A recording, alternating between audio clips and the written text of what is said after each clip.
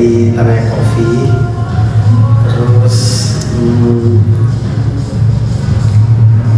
apa kabar? Baik. Terima kasih Kak Ega atas perkenalannya. Nah, sebelum kita mulai interview ini, mungkin Kakak bisa kasih tahu dulu nih apa nama dari usaha yang sedang Kakak jalani saat ini dan bergerak di bidang apa?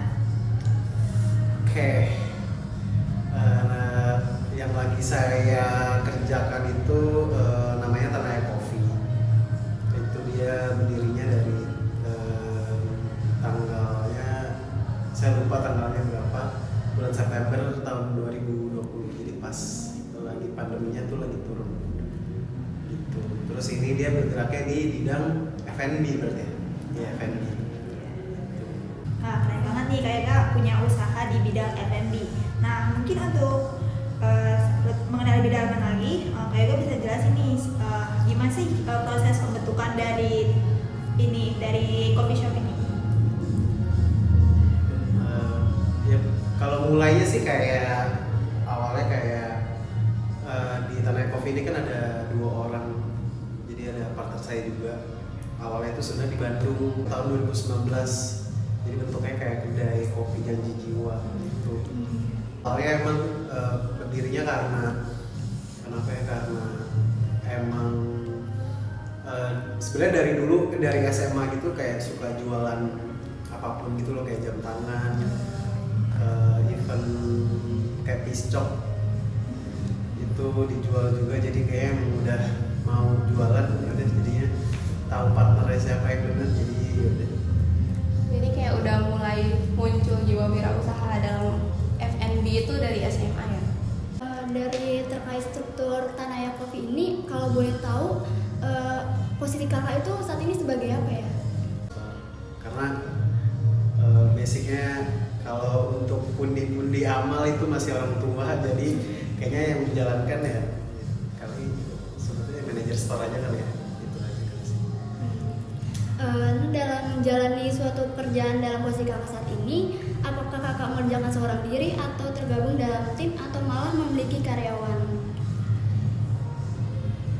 Awalnya punya tim, jadi kayak videografernya ada, fotografernya ada, untuk bagian kontennya ada, sosial medianya ada.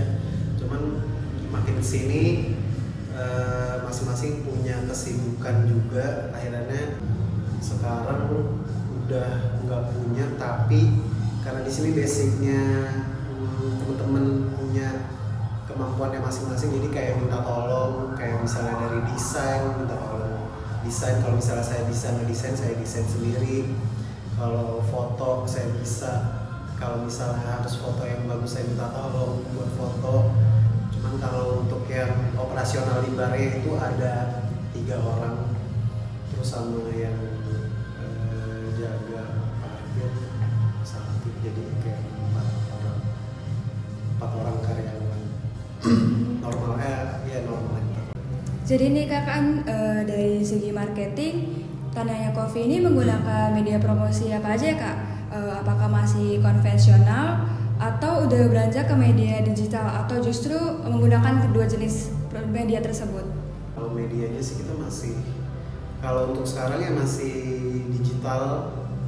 Ya kayak digital tuh nggak bisa lepas juga ya, maksudnya dalam bentuk usaha apapun itu media digital tuh kayak perlu banget. Itu media digital. Kalau untuk konvensional, kalau konvensional sih sebenarnya nggak yang old school banget gitu, cuman medianya itu lebih ke mengundang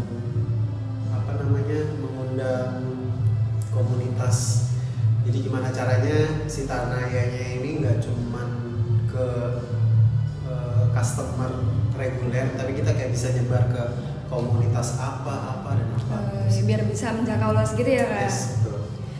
Terus apa ada perbedaan antara media pemasaran sebelumnya pas kakak baru buka dengan media pemasaran yang saat ini gitu kak? Sebenarnya nggak ada yang berubah, cuma dari segi ini aja sih, kayak membuat satu sistem yang nggak gitu-gitu aja gitu dari tahun ke tahun. Ini kan Tanaya udah 2 tahun. Kalau awalnya itu kita kayak lebih ke sosial medianya aja, tapi sekarang sosial medianya kita gerakin, terus dari ya omongan itu kayak baik komunitas gitu, jadi kita kayak suka undang komunitas juga. Jadi akhirannya kalau bisa dibilang ada bedanya sih, ada bedanya dalam hari ke hari, bulan ke bulan, tahun ke tahun gitu sih sebenarnya, karena mau nggak mau kan kita harus upgrade juga. Iya, benar-benar. Jadi kalau misalnya dibilang ada perbedaan yang ada sih. Iya, jadi kayak ngikutin zaman juga ya kak. Ya, gitu. Nah, apa sih benefit atau dampaknya dari pemasaran digital itu terhadap usaha kakak ini? Oke, kalau dampaknya sih besar ya, karena sebenarnya si Tanaya Coffee ini itu punya pakem-pakem sendiri gitu loh untuk bidang sosial media. Jadi kita kayak nggak mau yang terlalu monoton. Biasanya sih kalau si Tanaya Coffee dalam menjalankan si sosial medianya itu punya tes sendiri, tapi gimana caranya si tesnya ini tuh bisa keterima gitu loh sama orang. Jadi nggak hanya kayak misalnya dalam hal fitnya itu nggak yang tentang si customer yang datang yang difoto gitu. Kita punya yang tes sendiri, ya misalnya dari ambience tempatnya, atau nggak kita pakai konten-konten yang agak jauh dari tentang si bisnis itu sendiri. Kayak contoh misalnya Tanaya Coffee itu kan tempat kopi, tapi kita bikin kontennya itu yang nggak kopi. Jadi orang pada saat melihat si sosial media Tanaya itu sendiri kayak kepo gitu, ini tempat kopi atau bukan gitu. Jadi kita tuh mau buatnya tuh yang agak melenceng sebenarnya, yang walaupun itu nggak bisa banyak diterima sama orang, tapi setidaknya yang bisa terima itu bisa sesuai sama dan suka tesnya si Tanaya Coffee itu sendiri gitu. Jadi bisa dikatakan yang membedakan Tanaya dengan yang lain itu adalah tesnya dari Tanaya sendiri. Jadi kayak dia berusaha untuk memberikan feel yang beda buat customer itu, dan nyesuaiin juga customer yang mau itu gimana gitu ya. Nah, misalkan ada usaha lain yang belum menerapkan digital marketing, bagaimana tanggapan kakak? Apakah kayak akan mengajak mereka atau seperti apa? Kalau untuk menggunakan digital marketing sih sebenarnya untuk pelaku bisnis ya, karena kan ada banyak juga ya sebenarnya. Ini saya ngomongnya dari yang nggak menggunakan dulu ya. Kalau dari yang nggak menggunakan tuh sebenarnya ada banyak pelaku bisnis dan mereka juga gede juga kok gitu kayak. Jadi ada satu, kalau teman-teman tahu sih, dia namanya Pisang Goreng Bu Nanik. Itu dia dari tahun ke tahun kayak udah legend banget, dan dia sebenarnya nggak butuh sosial media lagi. Bukan nggak butuh sih sebenarnya, mereka bisa gede tanpa harus ada si media digital atau sosial media gitu. Karena kalau emang udah enak dan bisa diterima sama masyarakat, yang dari manapun bisa datang. Mungkin sosial media itu memang membantu, tapi ada hal-hal yang lebih dari itu gitu. Kayak misalnya rasa, kita kan nggak bisa ngasih tahu rasa yang kita punya itu seperti apa dalam sosial media. Jadi emang harus sama-sama saling beriringan gitu sih sebenarnya. Antara penggunaan media sosial sama kualitasnya ya. Betul. Kalau yang di Instagram kakak itu kan ada tuh, aku lihat videonya apa Back to the Future itu apa? Back to the Future tuh kayak awalnya tuh kita buat Back to the Future tuh medianya si Tanaya. Jadi kalau misalnya Tanaya buat event itu buy-nya tuh buy si Back to the Future.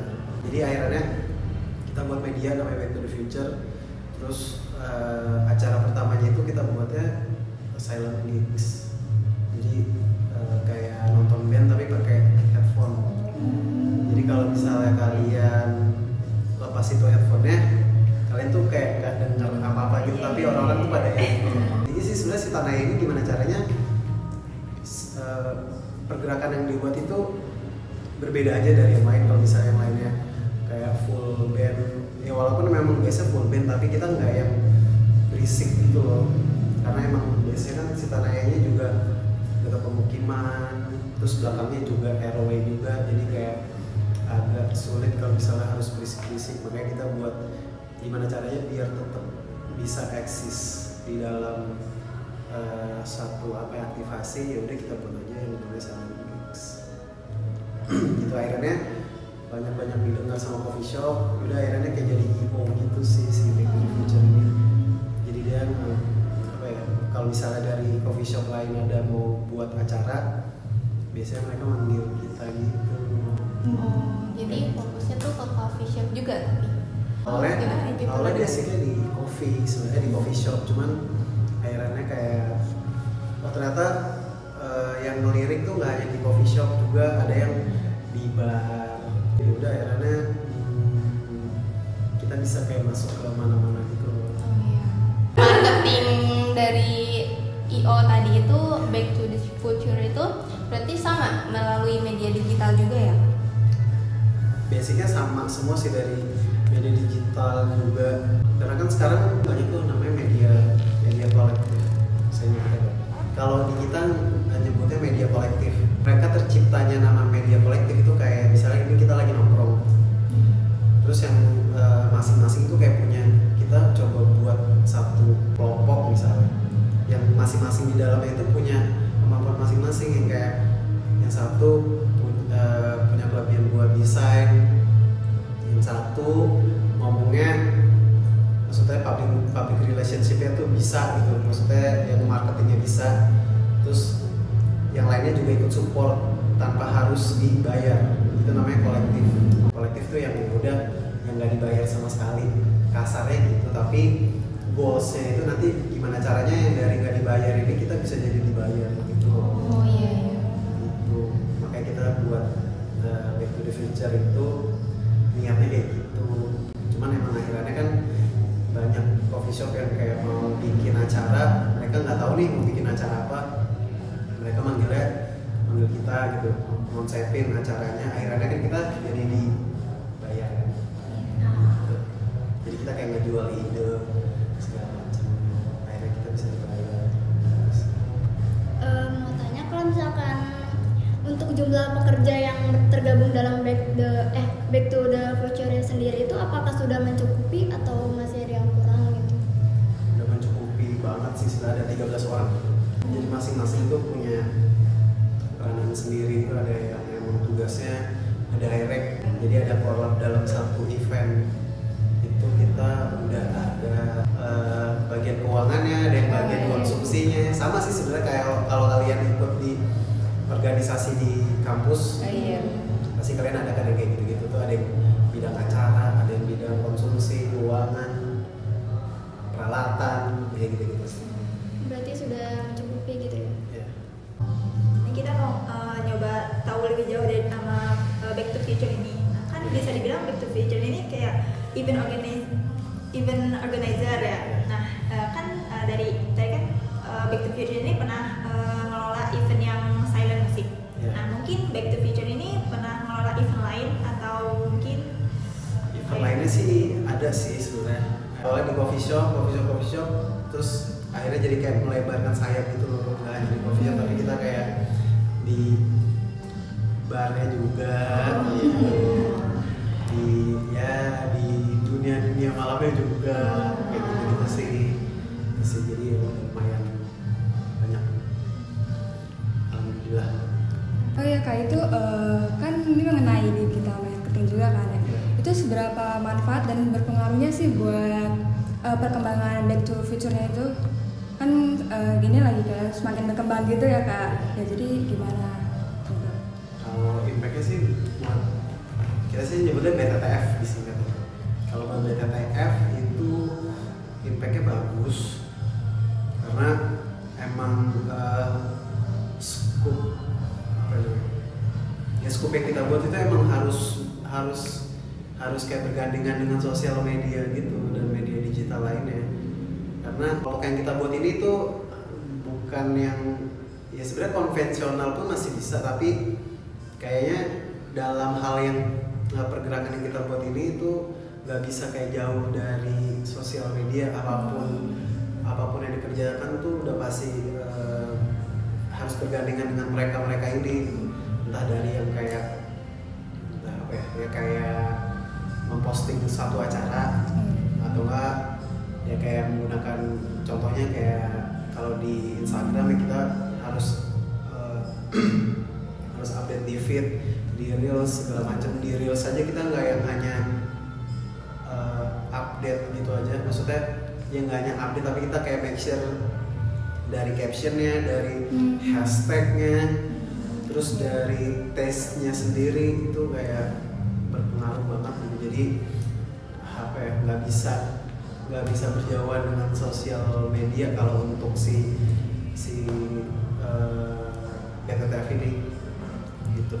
Jadi kalau misalkan bisa kesimpulan tuh intinya dari digital marketing atau sosial media itu sudah dekat sebermanfaat itu memberikan impact sebesar itu terhadap usaha. Cuma emang nggak cukup dari segi promosi aja, dari segi sosial media aja, tapi tetap harus dibarengin sama kayak misalkan posting itu konten writernya yang bagus atau konten editornya yang bagus atau mungkin dari konten si usaha itu sendiri, kayak misalkan Tanaya Cafe ini nggak cuma sekedar jualan kopi tapi juga jualan seni mungkin.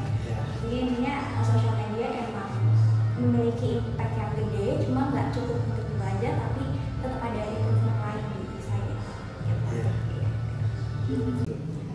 Oke, baik, mungkin pertanyaan dari kami segitu aja Kak. Penjelasan dari Kakak sangat bermanfaat bagi kami karena kami bisa belajar lebih jauh lagi tentang gimana cara menjalankan bisnis, apalagi khususnya tadi bagaimana penggunaan digital marketing dan lain sebagainya. Jadi kami mau mengucapkan terima kasih sebanyak-banyaknya karena telah bersedia untuk jadi narasumber kami. Semoga Tanaya Coffee ini makin gede lagi, makin sukses lagi dan terus bertahan di dunia.